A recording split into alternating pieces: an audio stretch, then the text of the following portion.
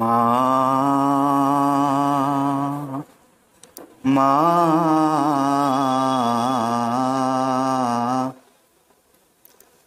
माँ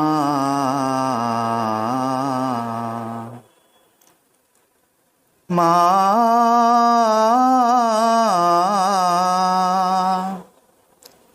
माँ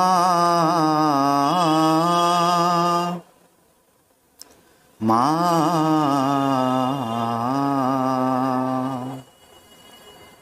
माँ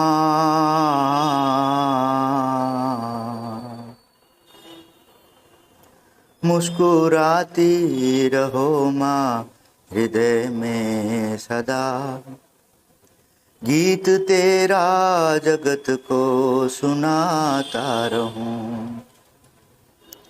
मुस्कुराती रहो माँ हृदय में सदा, गीत तेरा जगत को सुनाता रहूं। दिव्य भावों के पुष्पों को अर्पित करूं, नित्य भावों के पुष्पों को अर्पित करूं। दर्श पलकों में तेरा ही पाता रहूं, दर्श पलकों में तेरा ही पाता रहूं। मुस्कुराती रहो माँ हृदय में सदा, गीत तेरा जगत को सुनाता रहूं। तेरी नयनों से जागी निहारो मेरी, तेरी नयनों से जागी निहारो मेरी। चूम लूं ये चरण तेरे पावन सदा, चूम लूं ये चरण तेरे पावन सदा। मेरे सर पे तेरे हो वरद हस्त माँ, मेरे सर पे तेरे हो वरद हस्त माँ। मेरे तन मन में ममता का सावन सदा, मेरे तन मन में ममता का सावन सदा। मुस्कुराती रहो माँ हृदय में सदा, गीत तेरा जगत को सुनाता रहूं। चाहे कितनी भी बाधाएं आती रहे, चाहे कितनी भी बाधाएं आती रहे, चाहे कितनी भी बाधाएं आती रहे। दीप बन के तूफानों में जलता रहूं, दीप बन के तूफानों में जलता रहूं। चाहे दुर्गम पुरानी सदा ही यहाँ, चाहे दुर्गम पुरानी सदा ही यहाँ। ऊंच शिखरों पे हरदम ही चढ़ता रहूं, ऊंच शिखरों पे हरदम ही चढ़ता रहूं। मुस्कुराती रहो माँ हृदय में सदा, गीत तेरा जगत को सुनाता रहूं। ऐसी कर दो कृपा माँ मधुर तो मेरी, ऐसी कर दो कृपा माँ मधुर तो मेरी। प्राण की रागिणी गुनगुनाने लगे, प्राण की रागिणी गुनगुनाने लगे। मेरे शिष्यता की कलियां ये खिलती रहे, मेरे शिष्यता की कलियां ये खिलती रहे। जिंदगी की ये आभा लुटाने लगे, जिंदगी की ये आभा लुटाने लगे। मुस्कुराती रहो माँ हृदय में सदा, गीत तेरा जगत को सुनाता रहूं। माँ माँ माँ माँ माँ माँ माँ।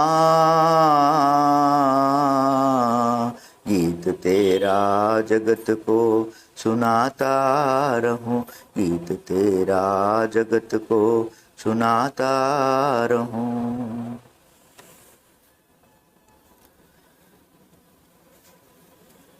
श्री माता शरणम मम, श्री अरविंद शरणम मम। उपस्थित सभी मातृ संतान को मेरा प्रणाम। यहाँ जो प्रश्न आया है, हम चाहते हैं कि हमारे बच्चे वही करें जो वो चाहते हैं, लेकिन प्रतिस्पर्धा समाज को देखते हुए हम अपने बच्चों पर कैरियर निर्माण की पढ़ाई के लिए दबाव बनाते हैं, दबाव बनाने की मजबूर होते हैं। अपने बच्चों पर दबाव बनाना कहाँ तक सही है?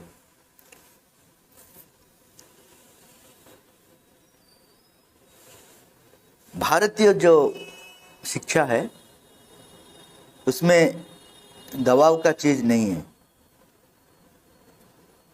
बच्चों को पहले सिखाई दिया जाता है वो कौन है, वो क्यों आया है, भगवान इनको क्यों भेजे हैं। क्योंकि जो भी चीज है उसका पीछे एक क्रिएटर है जो क्रिएट किए हैं। ऐसा ही हम लोग को जो क्रिएट किए हैं उनका कुछ मतलब है।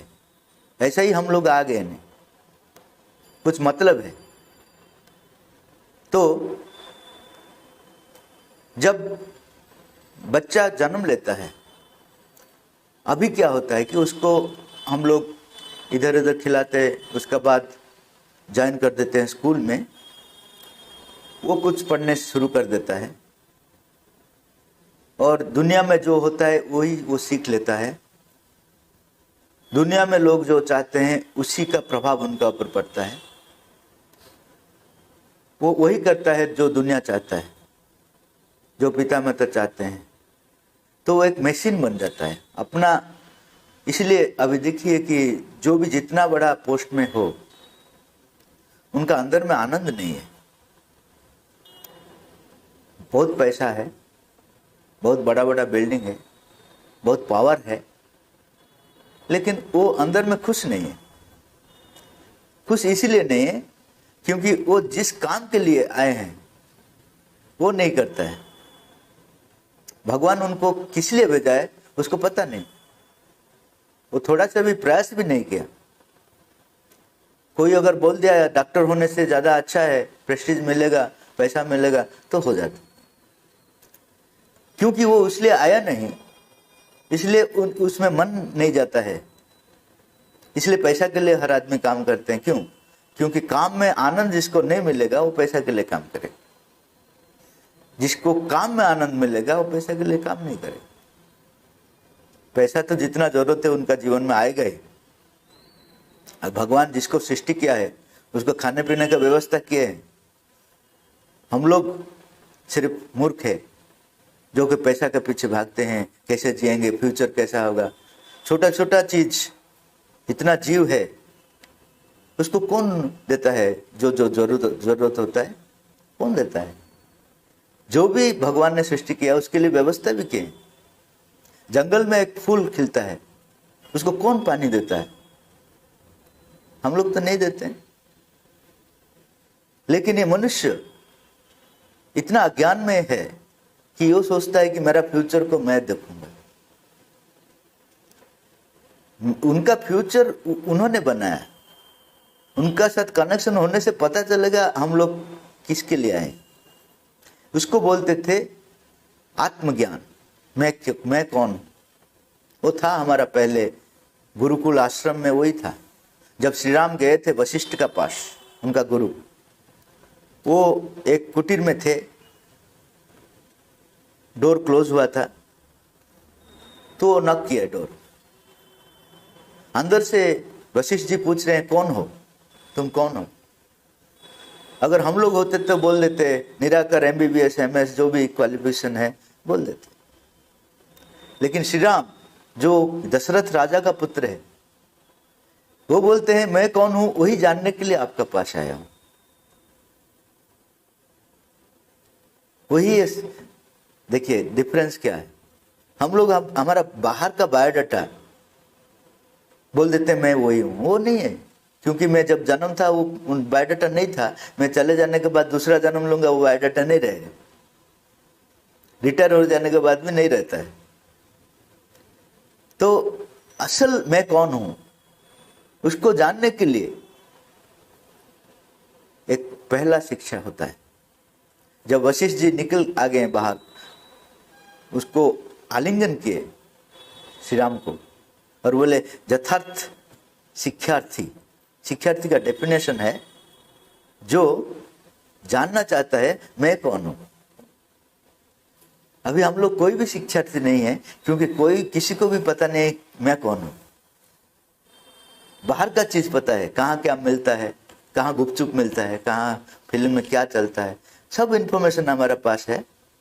अभी पूछने से आप इमीडिएटली बता देंगे, लेकिन मैं कौन हूं पता नहीं।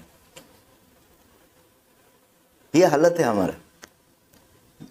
कहाँ? इंडिया में जहां ये चीज पहले से हुआ है वहीं पे हम लोग भूल गए सब। तो जब बच्चा हमारा घर में जन्म लेता है, हम लोग का पहला कार्य होता है कि उसको शांत करना है, मेडिटेशन करना है, कंसंट्रेशन करना है। ये पहला ट्रेनिंग है उनका पास। तो वो क्या जितना कंसंट्रेट करेगा, जितना ध्यान करेगा, उनका अंदर में जो भगवान है उनका साथ संपर्क हो जाएगा। उसके बाद उनको पता चलेगा मैं क्यों आया हूं। हमारा स्कूल में ऐसा टीचर नहीं है जो बताएगा कि मैं क्यों आया हूं। अनफॉर्चुनेटली अभी वैसा एजुकेशन नहीं है। तो बच्चे लोग का पहला क्या है कि वो किस लिए आया है वो अपने आप को जान लेगा, तब वो जो चाहता है वो कर पाएगा। वही पावर है। अभी हम लोग बोलते हैं, जो बोले कि बच्चा लोग जो चाहते हैं वो कर लेंगे। वो क्या चाहते हैं उसको पता नहीं। वो बाहर का चीज देखता है, मुझे रसगुल्ला चाहिए बोलेगा, मुझे ये चाहिए बोलेगा। वो चीज उनके लिए नहीं है, उनको पता ही नहीं है उसको क्या जरूरत है। तो पहले उनका जो स्टेट ऑफ माइंड वो शांत और नीरव करना है। और उनका अंदर में जो क्वालिटीज है, निस्वार्थपरता उनका क्वालिटी है, वो दूसरों को ऐसा ही देने का क्वालिटी है। लेकिन हम लोग उनको सिखाते हैं कि तुम तुम्हारे लिए जियो। अगर स्कूल को चले गया, एक गरीब बच्चे को कुछ अपना टिफिन बॉक्स से दे दिया, तो घर में आकर वो गाली सुनेगा या प्रशंसा सुनेगा? बोलिए क्या है? हाँ, गाली ना प्रशंसा मिलेगा उसको? प्रशंसा नहीं मिलेगा, गाली सुनेगा। अरे भाई तुम्हारे लिए दिया, उसको क्यों दे दिया? तो उनका फीलिंग में आएगा देना खराब है, लेना ठीक है। हम लोग सिखाते हैं उनको। तब दूसरा दिन क्या करेगा, वहां उनका पॉकेट में अगर पेन है वो लेकर इधर आ जाएगा, इधर रख लेगा, इधर रख लेगा, 2-3 बच्चा का लेकर इधर रख लेगा। घर में आने से पूछे कहाँ से लेकर आया? ना उधर से। तो ठीक है, अभी से करप्शन सीख लिया। तो वही चीज हम लोग सिखाते हैं बच्चे लोग को। वो उनको बोलते हैं बच्चा, दूसरा बच्चे को क्या हो उसमें मतलब नहीं है हमारा। तुम फर्स्ट होना है, तुम जो भी होना है, उसके लिए मैं जो भी करना चाहता हूं। तो वो जब सीखता है कि मेरे लिए ही मैं जीऊं और किसी के लिए जीना नहीं है, तो वो बच्चा जब बड़ा आता है तब पिताजी और माताजी को पूछता नहीं, क्योंकि हम लोग सिखाए तुम तुम्हारे लिए जियो, किसी के लिए मत जियो। बाद में हम लोग गाली देते हैं। आजकल का बच्चा लोग ऐसा हो गया कि पेरेंट्स को कहाँ भेज देते हैं, वृद्धाश्रम में भेज देते हैं। पहला ऐसा नहीं था, पहला ऐसा नहीं था क्योंकि वो लोग गुरुकुल आश्रम में भेज रहे थे। हम लोग जहाँ उनको भेज रहे हैं, हाँ, हम लोग सेल्फिश सेंटर बनाते हैं उनको बोलते हैं you try to become more selfish day by day. दुनिया का क्या होता है फर्क नहीं पड़ता, तुम अपना घर बना, अपना जो कुछ बोला पास में जो जैसा भी हो, तुम्हारा कुछ लेना देना नहीं है। ऐसा ही हम लोग सिखाते हैं। तो पहला काम हमारा है उनका अंदर में शांत और स्थिरता। दूसरा है अनसेल्फिशनेस का जो क्वालिटी है उनका अंदर में है, वो लेकर आए हैं हर आदमी। बाद में ये सेल्फिश हो जाता है। उसको विकसित करने के लिए जो शिक्षा है वो प्राइमरी एजुकेशन है। हम लोग क्या बोलते हैं, ABCD दे देते हैं और कुछ बोल देते हैं, हाँ अगर वो अच्छा से बोल दिया तो हम लोग खुश हैं। एक पैरट का जैसा अगर वो बोल दिया तो हम लोग बोलते हैं हाँ इसका एजुकेशन हो गया। क्या हो गया उसको पता नहीं, 2 × 2 = 4 पता नहीं है, लेकिन बोल देगा 2 × 2 4 है। कैसा है ना, मेरा शिक्षक बताया। किसी कैसा बताया कुछ पता नहीं। हम लोग अभी तक पता नहीं 2 + 2 क्यों 4 होता है, कोई बोल सकता? आप इतना ही बोलेंगे 2 + 2 = 4, दैट्स ऑल, है कि नहीं? एक मशीन जैसा कैलकुलेटर जैसा करता है, हम लोग ऐसा ही करते हैं। हमारे जीवन में क्या सत्य प्रकाशित होता है? कुछ नहीं होता है। तो दुनिया में जो कंपटीशन होता है उसका पीछे उसको भगा देते हैं। माताजी बोल रहे हैं ऑल आर यूनिक। हर बच्चा का स्वतंत्रता एक है। हम लोग क्या है, कॉमन एजुकेशन में भर्ती कर देते हैं। ऐसा नहीं है। हर बच्चे के लिए अपना हिसाब से जाने के लिए एक वातावरण क्रिएट करना है। ऐसा नहीं कि वो जो बोलता है वो कर लेंगे। एक वातावरण क्रिएट करना है, वहां रहना है, पास में उसको गाइड करना है। वो एक पेड़ जैसा है। पेड़ में जैसा वो क्या करते हैं हम लोग, उसको डिस्टर्ब नहीं करते हैं, उसका नीचे पानी देते हैं और जो भी देते हैं, आप तो पता है आप देते हैं, हाँ? कितना केयर लेते हैं। अगर बारिश आ गया तो अंदर में ले गया तो उतना ही करना है, बाकी वो अपना फूल खिलेगा। फूल के लिए हम लोग को ऐसा ऐसा करना नहीं, फूल को टच ही नहीं करना है। आजकल क्या करते हैं, वो नीचे जो जितना जरूरत है वो नहीं देते हैं, ऊपर में डेकोरेट कर देते हैं। मेरा बच्चा ऐसा है, मेरा बच्चा ऐसा है। ऊपर का डेकोरेशन क्या होगा? जीवन विफल हो जाएगा। तो अभी समय आ गया फिर कि हम लोग कंपटीशन का पीछे भागेंगे नहीं। आप लोग सोचेंगे कि मेरा बच्चा क्या करेगा भविष्य में। जो भी करेगा, अगर शांत में नहीं रहेगा, अगर पीसफुली नहीं रहेगा, तो वो जीवन का मूल्य क्या होता है? वो प्राइम मिनिस्टर बनने दो, लेकिन रात में अगर नींद नहीं होता है तो क्या फायदा है वो जीने का? दिन बोलिए, आपका अगर नींद नहीं होता है, दिन रात टेंशन में रहते हैं, तो क्या फायदा है? तो वो कैसे टेंशन में नहीं रहेगा? उनका अंदर का कैपेसिटी जितना बढ़ेगा उतना वो कैपेबल होगा कि जीवन का जितना चैलेंजेस है उसको सम्मुखीन होगा। आजकल ब्रिलियंट हो जाते हैं, गोल्ड मेडल आ जाता है, लेकिन अगर एक कॉकरोच आ जाता है उसका हार्ट अटैक हो जाता है। कॉकरोच है कि नहीं, मुझे बताइए। तो इतना जो गोल्ड मेडल का क्या वैल्यू है अगर कॉकरोच को फेस नहीं कर पाता है? तो सही education to face the life, जीवन का अगर सम्मुखीन नहीं हो पाता है, वो शिक्षा क्या शिक्षा है बोलिए? मुझे आजकल का जो गोल्ड मेडलिस्ट को लेकर आइए, कैसे वो जीवन को सम्मुखीन हो गए। थोड़ा सा चीज में इतना डर जाता है। जो जितना हाईली एजुकेटेड वो इतना डरते हैं छोटा सा चीज में। और डरने से क्या होता है, प्रॉब्लम बढ़ जाता है। माताजी लिखे कोरोना के लिए इतना भय क्यों करते हो? भय होने से वो बढ़ता जाता है, इसलिए इतना सब भय आ गया कि वो बढ़ता गया। हम लोग इसके लिए रेस्पॉन्सिबल है। जितना फियर हमारा अंदर में आएगा वो प्रॉब्लम उतना बढ़ते जाएगा। तो अभी का जो इतना एजुकेटेड मास है, साइंटिस्ट से शुरू कर सब कर, लेकिन सबका अंदर में भय ही है। साहस कहाँ है? अगर साहस नहीं दिया उन लोग का अंदर में जीवन को सम्मुखीन होने के लिए, अगर विश्वास नहीं दिया, आत्मविश्वास, अगर भगवान का ऊपर विश्वास उनका अंदर में क्रिएट नहीं किया, तो वो जीवन का मूल्य क्या हुआ? वो क्या एजुकेशन है? हर आदमी कंपटीशन का पीछे भागता है, पता नहीं क्यों भागता है। मैं उनको पूछूंगा क्यों भागता है ना, वो भागता है। उसका पास आंसर नहीं है। हर आदमी वो दूसरों को देखता है, वो भागता है, इसलिए मैं भागता हूं। किस लिए भागता हूं किसी को पता नहीं। ये ऐसा जीवन हम लोग, लेकिन हम लोग बोलते हैं कि हम लोग ज्ञानी है। ज्ञानी थे हमारा मुनि ऋषि, जिसको पता था जीवन क्या है, और इसी हिसाब से बच्चों लोग को प्रिपरेशन कर रहा था। हर आदमी का अपना अपना क्वालिटी का हिसाब से वो प्रिपेयर कर रहे थे। इसीलिए माता जी लिखे हैं, टीचर ऑट टू बी ए योगी। एक शिक्षक, एक योगी होना है। योगी का मतलब क्या है? हिमालय में तपस्या करने के लिए नहीं बोल रहे हैं। योगी का मतलब उनका अंदर में क्या पॉसिबिलिटीज है उसको पहचानने के लिए उनका अंदर में उनका कैपेसिटी होगा, उसको बोलते हैं योगी। तो हम लोग कभी भी बच्चों लोग को अपना हिसाब से मत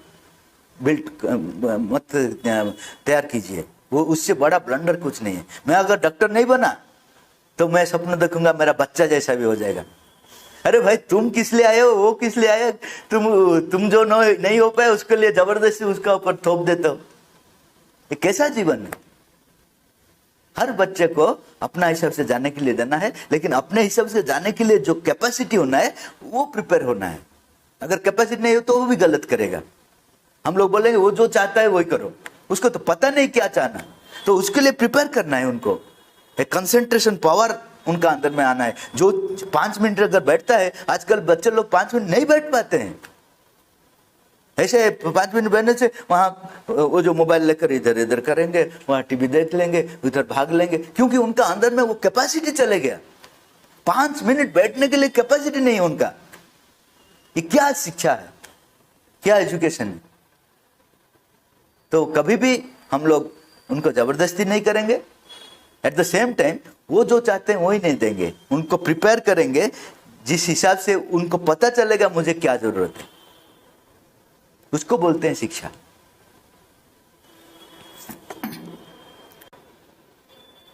उसका बाद का प्रश्न है, कुछ दिन पहले मंदिर निर्माण के दौरान काम करने का रवैये का उदाहरण हमने सुना। पहला व्यक्ति मंदिर का निर्माण इसलिए कर रहा है ताकि वो अपने परिवार का भरण पोषण कर सके। दूसरा व्यक्ति इसे जोश के लिए कर रहा है और तीसरा व्यक्ति भगवान के लिए कर रहा है। हमने सुना है कि तीसरे व्यक्ति का रवैया वही होना चाहिए जो हमारा पास आदर्श रूप से होना चाहिए, वो पहला व्यक्ति का। यहाँ मुझे लगता है कि पहला व्यक्ति भी अपना कर्तव्य निभा रहा है और अपने परिवार की देखभाल कर रहा है जो भगवान की बच्चे भी है। क्या ऐसा करना सही नहीं है?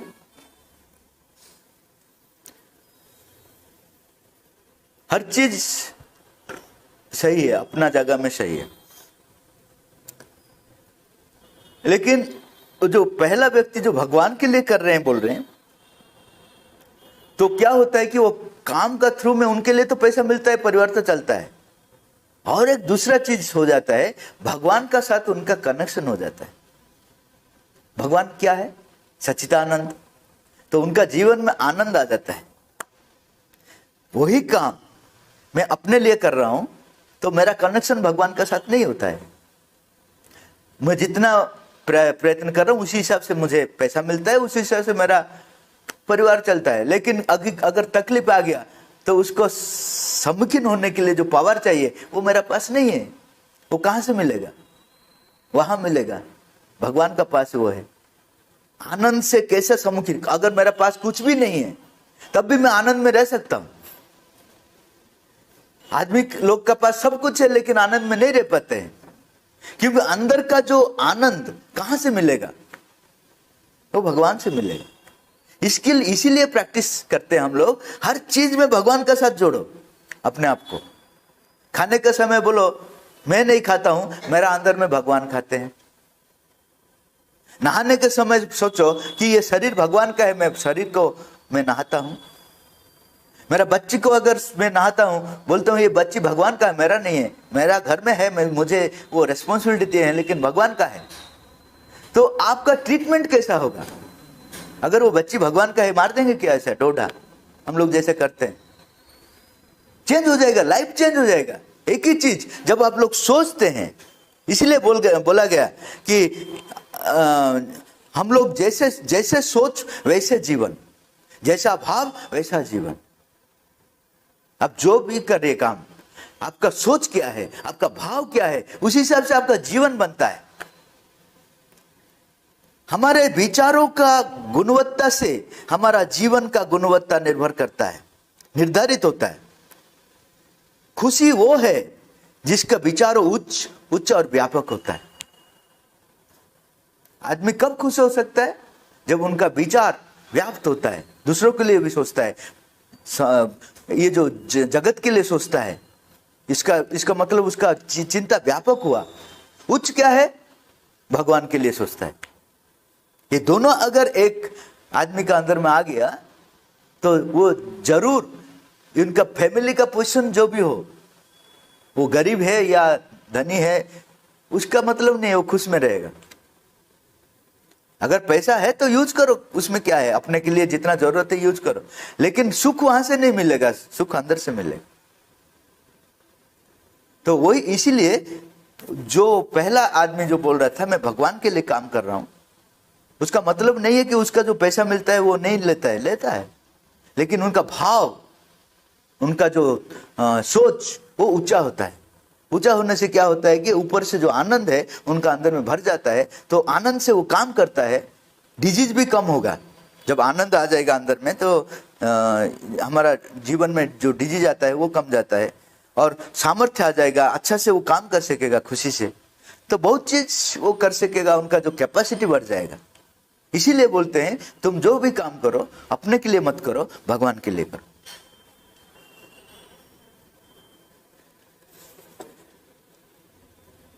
उसका बाद का प्रश्न है, मृत्यु जीवन का एक अपरिहार्य सत्य है।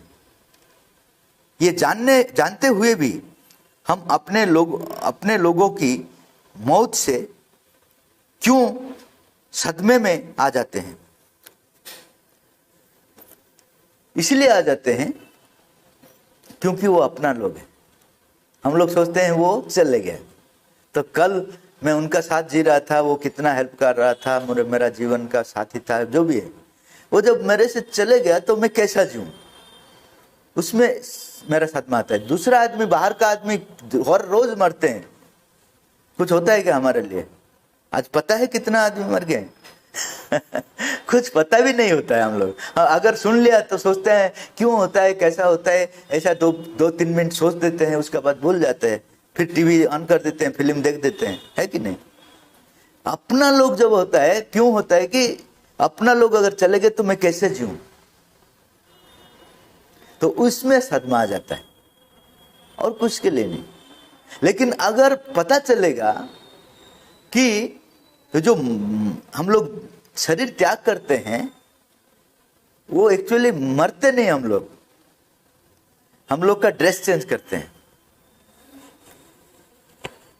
एक ड्रेस से दूसरा ड्रेस चेंज करते हैं, और हमारा जो नीड है वो भगवान अरेंजमेंट करते हैं।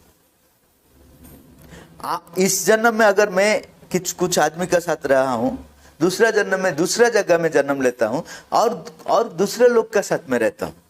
इस जन्म में कुछ लोग का साथ मेरा मुलाकात होता है, इस जन्म में ही कुछ आदमी को छोड़ना पड़ता है और कुछ आदमी को लेना पड़ता है। ये सत्य है। ये अगर हम लोग को पता हो जाएगा, ज्ञान में पता होता है सबको, लेकिन वो प्रैक्टिस में पता होना चाहिए, इसलिए फर्क होता है। हर आदमी को पता है कि हर आदमी मरेगा, लेकिन मरने का समय वो एक्सेप्ट कर पाता है क्या? नहीं कर पाता है। क्यों नहीं कर पाता है? कि उसका जो ज्ञान है, उसका ब्लड तक आना है, उनका प्राण तक आना है, उनका मन तक आना है, उनका शरीर तक आना है, तब वो सत्य वो उपलब्धि करेगा। तब वो बोलेगा मैं जो मर रहा हूं, मैं नहीं मर रहा हूं, मेरा एक ड्रेस चेंज होता है। जैसे अलेक्जेंडर एक साधु के पास गए थे, वो साधु उनको बहुत अच्छा लगा, तो उन्होंने बोला कि मेरा राजउवास को आ जाओ, तुमको जितना फैसिलिटी चाहिए दे दूंगा। तो साधु ने बोला आप लोग नहीं दे पाएंगे ना, क्या है, मैं सम्राट हूं, दे दूंगा ना, ये सूर्य किरण नहीं दे पाएंगे, यहाँ का जो ब्यूटी है नेचर का वो नहीं दे पाएंगे, आप कुछ नहीं दे पाएंगे ये सब। तो उन्होंने, सम्राट तो थे, इसलिए बोला कि अगर नहीं आओगे तो तुमको पता है मैं कौन हूं, मैं सम्राट हूं। सम्राट ऐसा नहीं बनता है, लाख लाख लोग को मार देता है, ऐसा बनता है सम्राट, तो तुमको मारने में मेरा कुछ फर्क नहीं पड़ेगा। तो उन्होंने हंस लिया साधु, बोला मूर्ख देखे थे लेकिन आज गजमूर्ख देखे ना। क्या ना, तुम मुझे मार नहीं पाओगे, मैं था, हूं, रहूंगा। तुम जिसको मारोगे बोल रहे हो वो मेरा ड्रेस है, ले जाओ, मेरा अलमीरा में बहुत ड्रेस है, मैं फिर पहन लूंगा, ले जाओ भिखारी ले जाओ। कौन ऐसा बोल सकता है जिसका आत्म उपलब्धि है, मृत्यु का उपलब्धि जिसका है? हम लोग को पता है लेकिन उपलब्धि नहीं है। उपलब्धि अभी मैं भाषण में बोल दिया, मेरा अगर उपलब्धि नहीं रहेगा तो मुझे अगर कोई अगर टेररिस्ट आएगा यहां से निकलो, मैं बोल पाऊंगा क्या मैं था, हूं, रहूंगा? हम लोग से कोई भी बोल सकेगा क्या? यहाँ माता जी की प्रेजेंस है, उनका प्रेजेंस है, हम लोग किसको ज्यादा पावरफुल सोचेंगे, टेररिस्ट को या माता जी का? बोलिए कौन पावरफुल है? माता जी है, लेकिन उस समय कौन पावरफुल होता है? पहले चले जाओ, ये बाद में देखेंगे भगवान देखेंगे कि नहीं देखेंगे। तो हमारा जो अनुभव में भगवान पावरफुल है नहीं है, बातों में है। बातों में भगवान पावरफुल है, भगवान सब कुछ करते हैं, अगर कर सकते हैं। जो टेररिस्ट आ गया तो तब वो कैसे पावरफुल हो गया भगवान से ज्यादा? क्योंकि हम लोग जो बोलते हैं वो अनुभव हमारा अंदर में नहीं। जब अगर अनुभव आ जाता है तब ये मृत्यु, जिसका भी मृत्यु होने से, वो बोलेगा दूसरा गांव को गए। जैसे हमारा ट्रांसफर हो जाता है, कहीं पे जाते हैं, वैसा ही जाता है, ऐसा अनुभव आ जाएगा, तब ये जीवन आनंदमय होगा। तब तक हम लोग जो आदमी का साथ रिलेशनशिप में है, अगर कुछ इधर उधर हो जाए तो सत्व में आ जाते हैं। ये कॉमन मैन का नेचर है। तो इससे हम लोग ऊपर उठना है, अनुभव प्राप्त करना है, ये जीवन का सत्य क्या है, मृत्यु क्या है, ये सब गंभीर चीज को लिए समय देना है। सुबह उठते हैं, क्या करते हैं? पहला क्या सोचते हैं? आज क्या खाएंगे, है कि नहीं? कल आप ये बना दिया, आज थोड़ा पायस बनाओ। और अगर दिसंबर महीना आ गया तो थोड़ा पिकनिक चलो, हाँ? और हर रोज घर में खा लिया तो थोड़ा स्टार होटल चलो। इसका अलावा हमारे जीवन में और कुछ है क्या? ये ड्रेस खरीद लो, ये पहन लो, ये रोटी कपड़ा मकान के लिए ही जीते हैं, और कुछ नहीं। ये गंभीर चीज, जो जीवन का जो गंभीर चीज है, उसके लिए थोड़ा सा टाइम दीजिए। मैं ज्यादा टाइम के लिए बोलता नहीं, ज्यादा टाइम दे भी नहीं सकते क्योंकि वो कंसंट्रेशन इधर उधर हो जाएगा। थोड़ा सा टाइम पहले दीजिए। हर रोज 1 घंटा दे सकते हैं क्या? हर रोज 1 घंटा दे सकते हैं क्या? नहीं, अगर दे सकते हैं तो वीकली 1 घंटा दीजिए। उसको ही मैं बोलता हूँ स्टडी सर्कल। स्टडी सर्कल अभी ऐसा जैसा हम लोग बैठे हैं, ऐसा ही आप लोग बैठिए। यहाँ का जितना बिल्डिंग में है सब बैठिए, वीकली 1 घंटा दीजिए। यहाँ ये जीवन का जो गंभीर चीज है, डीप डेप्थ चीज है, उसको थोड़ा समझने, अनुभव करने के लिए समय दीजिए। वीकली 1 घंटा नहीं दे सकते हैं? बोलिए, दे सकते हैं ना? तो आप उसको लीडिंग करेंगे, है? हम लोग तो चले जाएंगे, आप लीडिंग करेंगे। वो बोल दिए दे सकते हैं तो सबको बुलाएंगे इधर, है कि? तो श्री अरविंद का बुक से, माता जी का बुक से, वहां जीवन का हर रहस्य वो बताए हैं, इसका एक्चुअल डेप्थ मीनिंग क्या है बताए। उस हिसाब से कुछ भी अगर हमारा अंदर में आ गया वो बहुत बड़ा चीज है, क्योंकि वो चीज रहेगा हमारा अंदर में, नेक्स्ट जन्म में वहीं से शुरू होगा। जो कैश बुक जो मेंटेन करते हैं उसको पता है क्लोजिंग बैलेंस क्या होता है, नेक्स्ट महीने में ओपनिंग बैलेंस होता है। ऐसा ही हम लोग का जो क्लोजिंग बैलेंस, ये सब नहीं रहेगा, ये सब यहीं पे चले जाएगा। ये क्लोजिंग बैलेंस ओपनिंग बैलेंस में नहीं जाएगा। ये घर बनाया, नेक्स्ट जन्म में मैं घर का साथ जन्म लूंगा, नहीं है, ये सब चले जाएगा। मेरा जो जीवन का डेप्थ एक्सपीरियंस है वो मेरा साथ जाएगा। तो इसलिए आप लोग ये जो 1 घंटा देंगे वो ही एक्चुअली प्रीशियस है जीवन में, और कुछ प्रीशियस नहीं है। तो उसके लिए आप कुछ समय दीजिए, पढ़िए, कुछ डिस्कशन कीजिए। अगर डाउट होता है तो उनको पूछिए जिनको पता है। मेरा नंबर भी इनका पास है, मुझे भेज दें, मैं प्रश्न क्वेश्चन पूछ सकते हैं, मैं माता जी क्या बोल रहे हैं मैं कलेक्शन कर कर दे दूंगा। ऐसा होने से जीवन अच्छा चलेगा।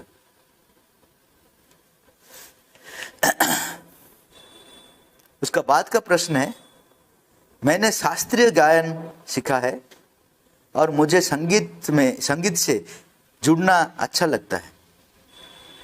क्या यह मुझे परमेश्वर के साथ संपर्क स्थापित करने में मदद कर सकते हैं? जो भी काम आप करते हैं, भगवान को अगर याद कर करते हैं, वो आपको मदद करेगा। जो भी काम है, संगीत में ज़्यादा इजी होता है, क्योंकि संगीत में ऐसा एक भाव है जो हमारा अंदर को छू लेता है। संगीत में ज़्यादा भगवान का साथ जुड़ने का पॉसिबिलिटी है। लेकिन संगीतकार क्या होते हैं, उनका अपना फील्ड में वो रह जाते हैं, भगवान का साथ जोड़ने के लिए वो नहीं चाहते हैं। अपना संगीत का एक विशेष सर्किल होता है, एक ईगो रहता है, उसी का अंदर में वो रह जाता है। अगर संगीत को यूज कर सकते हैं as a instrument to realise the divine, दूसरा जो चीज है, विज्ञान है या और कुछ कर्म है, उससे ये ज्यादा स्पीड में हम लोग को भगवान का साथ जोड़ा सकते हैं। लेकिन भगवान के लिए अगर आप संगीत करेंगे, अपना प्रशंसक के लिए नहीं करेंगे। हम लोग गाने गा देते हैं, उसके बाद पूछते हैं कैसा हुआ, अगर वो बोला अच्छा तो अपने लिए हम लोग गाए। भगवान के लिए गाने से वो प्रश्न ही नहीं आएगा, क्योंकि वो आनंद अपने आप आ जाएगा। जो भी हम लोग करते हैं, अंदर से अगर आनंद आ जाता है तो वो भगवान का चीज होता है।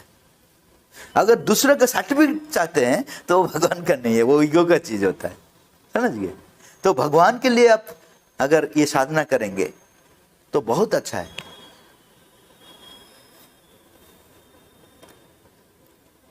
लास्ट प्रश्न है, इस बुढ़ापे में हमें लगता है कि हमने अपने जीवन में काफी कुछ किया है, हालांकि हम पूजा और त्योहार करने रहते हैं। क्या इस उम्र में हम अपनी प्रगति के लिए कुछ और कर सकते हैं? हाँ, माता जी बोल रहे हैं, I have seen a young man of 70, A old man of 16। 70 साल का एक यंग आदमी को मैं देखा हूं, 16 साल का एक बूढ़ा वृद्ध व्यक्ति को भी देखा हूं। इसका मतलब क्या है कि आपका अंदर में अगर स्पिरिट है आगे जाने का, 90 साल हो गया लेकिन आप बोलते हैं कि even last moment, in the last breath also I want to do something, तो आप यंग हैं। अगर 16 साल में आप बोलेंगे ये जीवन में कुछ नहीं होगा, अभी कोरोना आ गया, बाद में और कुछ आ जाएगा, ये ऐसा, इस जीवन में क्या है, देखिए हर आदमी आता है चले जाता है तो वो क्या है, 16 साल का बूढ़ा है, वृद्ध व्यक्ति है। तो हर आदमी even to the last breath ही can do anything. Last breath, अगर डॉक्टर ने बोल दिया और 5 ब्रीथ है तुम्हारा, तो 5 काम कर सकते हो इसका मतलब है कभी भी मत सोचो तुम्हारा हाथ में कुछ नहीं होगा। प्रोग्रेस हर टाइम पॉसिबल है, ये सोच हमारा अंदर में डालना है। कैसा होगा कैसा नहीं होगा वो सोच का बाद आएगा। मैं अगर पॉजिटिव थॉट मेरा अंदर में है तो पॉजिटिव चीज का अपॉर्चुनिटी जैसा मेरे पास आएगा। मेरा अंदर में अगर नेगेटिव है तो नेगेटिव चीज ही मेरे सामने आएगा, मुझे प्रमाणित करेगा तुम ठीक हो। ऐसा ही नेगेटिव चीज है चारों तरफ में। मैं जैसा हूं मेरा दुनिया ऐसा ही दिखाई देगा। इसलिए दुनिया और कुछ नहीं, मेरा मिरर है, और कुछ नहीं, मेरा ही मिरर है। तो हर टाइम आप पॉजिटिव रहिए, हर टाइम कुछ करते जाइए, लास्ट ब्रीथ तक करते जाइए, देखेंगे वही है जीवन, वही है आनंद जीवन, आनंदमय जीवन, और कुछ नहीं। कभी भी सोचिए मत कि मेरा इतना एज हो गया। एज का हिसाब से कुछ नहीं डिपेंड करता है। हर चीज डिपेंड करता है अपना सोच का, अपना चेतना का, अपना भाव का। इसको जीवंत रखो तो बाकी सब चीज अच्छा रहेगा। तो आज इतना ही है। आप लोग का अगर कुछ प्रश्न है तो पूछ सकते हैं।